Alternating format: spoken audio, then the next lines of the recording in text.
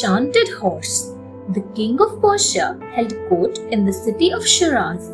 People came from all over the world to offer him gifts and tributes. One day, an Indian came to his court with a wooden horse richly caparisoned, wishing the king would take it and reward him. Apart from its jeweled saddle, bridle, and clothes, the king did not see what was special about it.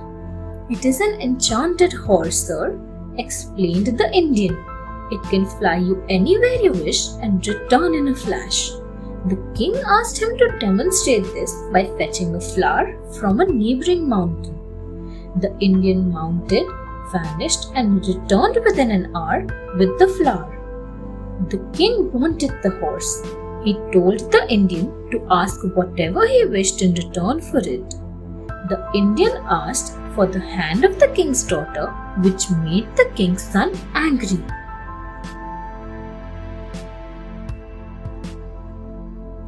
The prince vanishes. The king's son, Prince Firoz Shah, was angry at the Indian's request. He said he was not convinced and wanted to test the horse.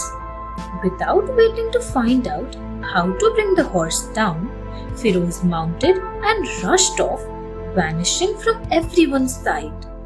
The king was so anxious and angry that he imprisoned the Indian. He ordered that if the prince didn't return, the Indian would be executed. The prince searched for his palace and finally arrived at night, outside a palace. Everyone was asleep, so he went past the guards and attendants till he reached a room where a beautiful princess lay asleep on a couch. He gently woke her up, startling her. But when he threw himself at her mercy, she said she was Princess of Bengal. They fell in love and she wished him to meet her father.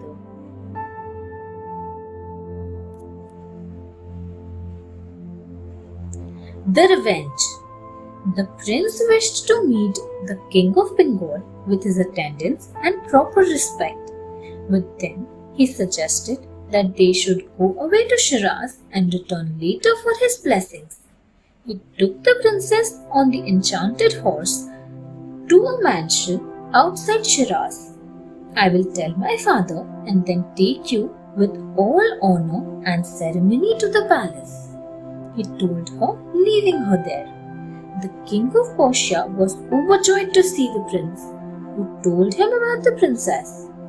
Before leaving for the mansion, the king ordered the release of the Indian who had been in prison for 3 months. He also gave him back his horse. The Indian was angry at the injustice he had received. He rode the horse and kidnapped the princess. The king of Persia and Prince Firoz were horrified to see them flying over the palace. The prince immediately decided he would search for his bride all over the world.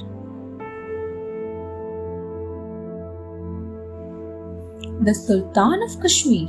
The Indian brought the horse down in a beautiful valley on a mountain. He asked the princess to marry him, but the princess screamed. The Sultan of Kashmir was riding by and heard her. The Indian said she was his wife, but the princess said he was lying and she fainted. The Sultan ordered to execute the Indian and the princess was carried to his palace. He began preparations to marry her. The unhappy princess pretended to be very ill. Doctors were called, but there seemed to be no cure for her illness.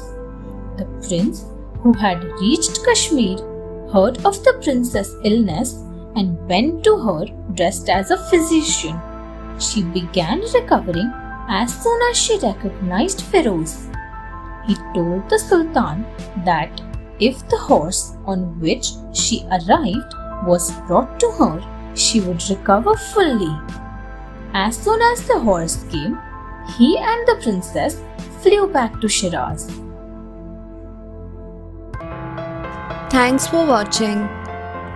Do like, share, subscribe to Sahil Book House.